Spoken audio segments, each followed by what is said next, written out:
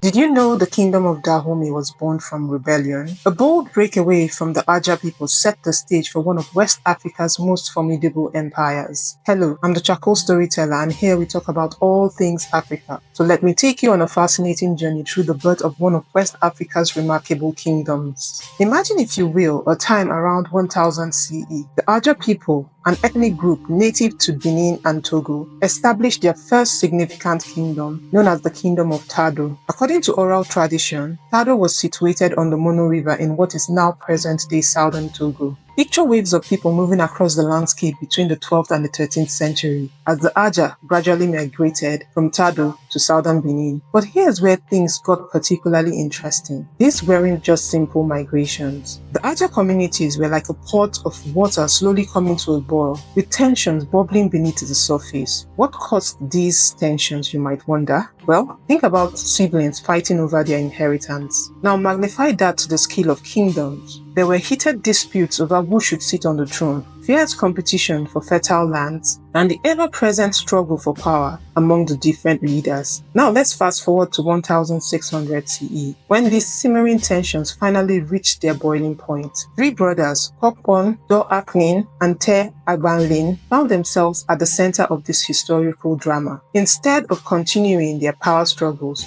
they did something interesting. They divided the territories under their control, marking a pivotal moment in Aja's history. Kokpon took control of Great Adra, establishing the Kingdom of Alada. Do-Aklin founded Abomey, which became the capital of the powerful Kingdom of Dahomey, ruled by the Fon people. And Te Agbanlin established Little Adra, also known as Ajache, which later became Porto Novo, ruled by the Gun people. From these divisions emerged something even more significant, the Kingdom of Alada, which would become a center of power and influence. It was from Alada that the founders of the Kingdom of Dahomey emerged. And let's not forget Ouidah, which grew from these changes to become a bustling coastal port city, though its story would become entwined with the darker chapters of the transatlantic slave trade. These events would set the stage for the creation of one of Africa's significant and influential kingdoms, Dahomey.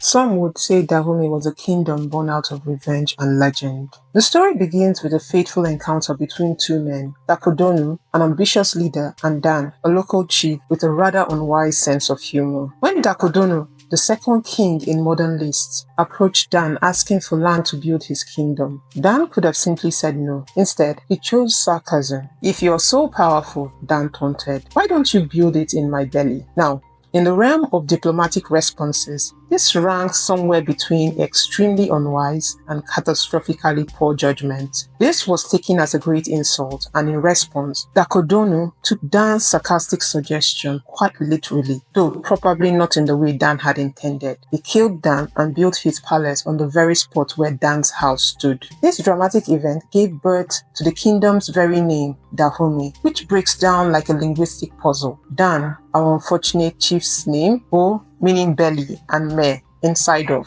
Put it all together and you get in Dan's belly. Perhaps history's most memorable case of be careful what you wish for. This act of revenge became a foundational myth for the kingdom, a powerful symbol of the early monarchy's absolute authority. Whether historically accurate or embellished over time, the story conveyed the king's power to eliminate opposition and establish his rule on the bodies of the conquered. However, the true architect of Dahomey's rise was yet to come. King Agaja, who ruled from approximately 1645 to 1685, he built upon Dakodonu's grim foundation, transforming a budding territory into a powerful kingdom. While Dakodonu had acquired the land through violent means, it was Agaja who consolidated power and established the structures of a centralized state. He chose the Abomey plateau as his capital, constructing the first royal palace there. This established Abomey as the symbolic and political heart of Dahomey. He implemented crucial administrative and political systems which would define the kingdom for centuries, including court rituals, social hierarchies, and a system for collecting tribute. Of note was the introduction of a head tax, a tax levied on each individual, which allowed the kingdom to generate revenue. This revenue was then used to acquire firearms, goods from European traders. Access to firearms gave Dahomey a significant military advantage over its neighbors, contributing to its expansion and power. Another one of Agaja's most enduring legacies was the introduction of the annual customs ceremonies, which became the kingdom's most important ritual observation. Through these reforms, Agaja transformed Dahomey from a small chiefdom into a well-organized and powerful state. This kingdom, born from an act of revenge and shaped by his administrative genius, would become one of Africa's most formidable kingdoms.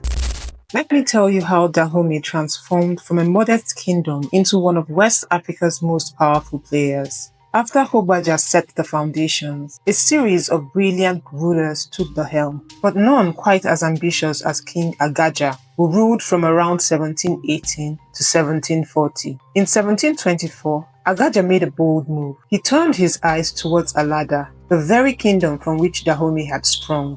Alada was an important Aja kingdom from which Dahomey had emerged. Despite their shared origins, they became rivals for power and control of trade routes. Agaja understood something crucial. Whoever controlled the coastal trade routes held the key to power in West Africa. These routes weren't just paths to the sea. They were lifelines connecting the kingdom to European trade, especially the all-important firearms that could tip the balance of power. So he launched a military campaign against Alada and successfully conquered the kingdom. This conquest wasn't just a military victory. It was a powerful statement that announced Dahomey's arrival as a major force in the region. Alada was a wealthy nation with significant economic resources, which now came under Dahomey's control. Following the conquest of Alada, Agaja continued his military campaigns, conquering other neighboring territories, including the coastal city of Ouidah in 1727. This gave Dahomey direct access to the coast and further enhanced its control of trade.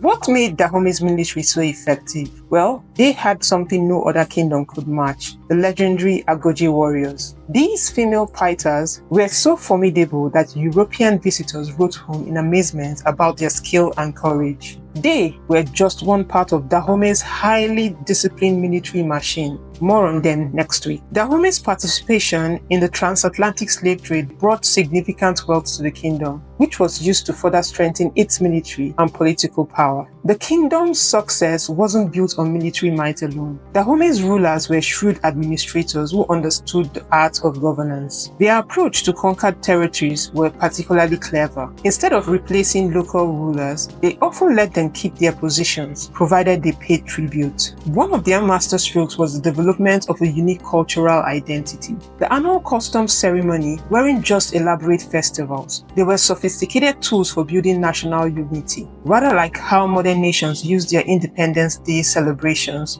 to strengthen patriotic feelings. Dahomey's rise to regional power was a result of a combination of factors: strong leadership, military strength, economic resources, strategic diplomacy, and a strong sense of national identity. By effectively utilizing all these elements, Dahomey was able to transform itself from a small kingdom into a dominant force in West Africa. In the kingdom of Dahomey, faith wasn't just a belief, prayer, or ceremonies. It was a force that shaped warriors, wealth, and the very soul of the kingdom. It was the glue that held the kingdom together. Vodun is a traditional African religion with roots in various indigenous spiritual practices of West Africa, particularly among the May-speaking people of present-day Ghana, Togo, and Benin. The term Vodun comes from the Fon language and means spirit, god, or deity. Vodun recognizes a distant supreme creator divinity. Think of it as a spiritual network with a supreme creator at the top and a vibrant pantheon of lesser spirits, Voduns, below, each connected to different aspects of nature and society. These spirits weren't distant figures in the sky. Vodun recognized the presence of spirits in natural elements like trees, rivers, and animals. But what made Vodun truly remarkable in Dahomey was how it wove itself into every aspect of governance and society. Imagine a system where politics and spirituality were so intertwined that the king wasn't just a political leader. He was seen as a living link between the physical world and the realm of ancestral spirits. The royal ancestors weren't just remembered. They were active participants in the kingdom's affairs, consulted through elaborate ceremonies and rituals. Here's where it gets really interesting. Dahomey's rulers were masters at using Vodun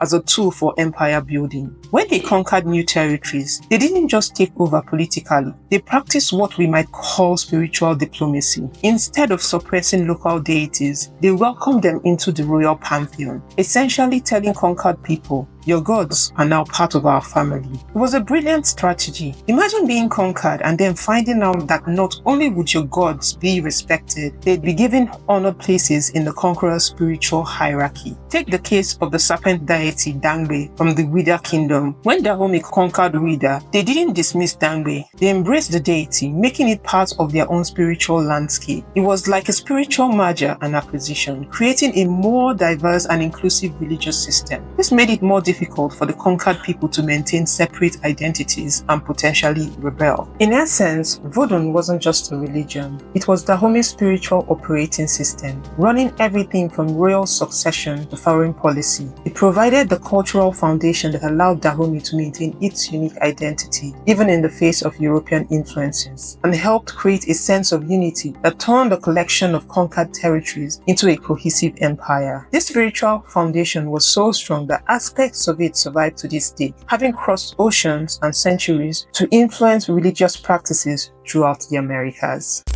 While some have tried to paint pre-colonial Africa as simple or primitive, Dahomey stands as a powerful reminder of just how complex and sophisticated African kingdoms really were. We've explored a kingdom that emerged from a family dispute and grew into a regional powerhouse through brilliant strategic thinking from the 17th to the 19th century. This wasn't just random tribal warfare, as some misleading historical accounts would have you believe. No, this was carefully planned statecraft at its finest. The rulers of Dahomey were master politicians who built an intricate system of governance. Remember how they handled conquered territories? Instead of just imposing their will through brute force, they created this ingenious system of incorporating local deities into their religious structure. That's the kind of sophisticated political thinking that demonstrates just how advanced these African kingdoms were. And let's not forget their remarkable military organization. The Agaja warriors weren't just fighters, they were part of one of the most well-structured military forces in West Africa. When we look at Dahomey's story, we see Africans as the architect of their own destinies. They weren't sitting around waiting for European contact to help shape their history. They were busy building empires, developing complex trading networks,